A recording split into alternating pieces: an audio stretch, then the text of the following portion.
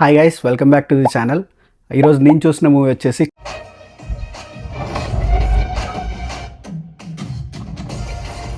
బేసిక్గా కూలీ మూవీ రివ్యూకి వెళ్ళే ముందు నేను వాట్ టు రివ్యూ ఇచ్చానమాట.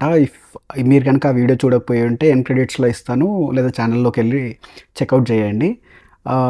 ఇప్పుడు కూలీ రివ్యూ దగ్గరికి వచ్చేసరికి కూలీ మూవీ నాకు ఎలా అనిపించింది అని అంటే ఇట్స్ అన్ యావరేజ్ మూవీ.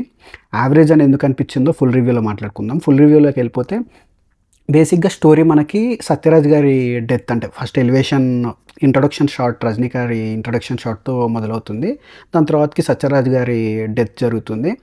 అది సత్యరాజ్ గారు రజనీకాంత్ గారి ఫ్రెండ్ అనమాట. సో అతను ఎందుకు చనిపోయాడు, దానివల్ల కారణం ఏంటి అని చెప్పి ఆ ఇన్వెస్టిగేషన్ థ్రిల్లర్ లాగా తీసుకెళ్తూ ఉంటారు. ఫస్ట్ ఆఫ్ పర్లేదు, బాగానే వెళ్తుంది. శోభిన్ గారి క్యారెక్టర్ ఇంట్రడక్షన్ వస్తుంది, నాగార్జున గారి క్యారెక్టర్ ఇంట్రడక్షన్ వస్తుంది, ఆ వరల్డ్లోకి తీసుకెళ్తూ ఉంటారు. ఫస్ట్ ఆఫ్ పర్లేదు, బాగానే వెళ్ళిపోతుంది, ఇంట్రెస్టింగ్గానే ఉంటుంది. బట్ సెకండ్ హాఫ్ ఏదైతే ఉందో, సెకండ్ హాఫ్ కొంచెం ల్యాగ్ అయినట్టు అనిపిస్తుంది. బట్ టువర్డ్స్ ది ఎండ్ మనకి మూవీ బాగుంది అనిపిస్తుంది.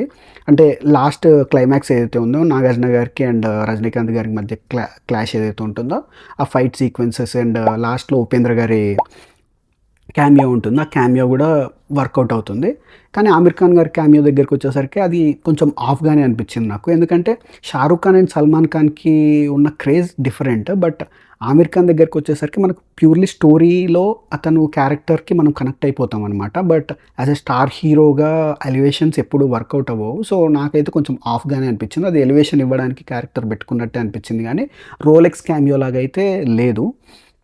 అండ్ మూవీ దగ్గరికి వచ్చేసరికి రజనీకాంత్ గారి లుక్స్ చాలా బాగున్నాయి మూవీలో. అండ్ ఎలివేషన్ మ్యూజిక్ అది అంతా బాగుంది. ఫస్ట్ హాఫ్ చాలా బాగుంది. బట్ సెకండ్ హాఫ్ దగ్గరికి వచ్చేసరికి సెకండ్ హాఫ్ కొంచెం ల్యాగీ అనిపిస్తుంది. మొత్తం స్టోరీ డ్రివెన్ లాగా, స్టోరీలో ఏం జరుగుతుంది అన్నట్టు తీసుకెళ్తూ ఉంటారు. అండ్ క్లైమాక్స్ దగ్గరికి వచ్చేసరికి పర్ఫెక్ట్ ఎండింగ్ లాగా మొత్తం ఎలివేషన్స్తో ఉంటుందన్నమాట. ఆ సెకండ్ హాఫ్ ఏదైతే ఉందో, ఆ సెకండ్ హాఫ్ ఇంకొంచెం స్టోరీ డ్రివెన్ కాకుండా కొంచెం ఎలివేషన్స్ పెట్టి కొంచెం పెట్టుంటే బాగుండేది. బట్ ఫస్ట్ హాఫ్ పర్లేదు, బాగానే ఉంది. ఎలివేషన్స్ అవన్నీ వస్తూ ఉంటే క్యారెక్టర్ ఇంట్రడక్షన్ అండ్ వరల్డ్లోకి తీసుకెళ్తూ ఉంటారు. బట్ సెకండ్ హాఫ్ మాత్రం అంతకేం అనిపించలేదు. అండ్ క్లైమాక్స్ పర్లేదు అనిపించింది. So that's it, average movie.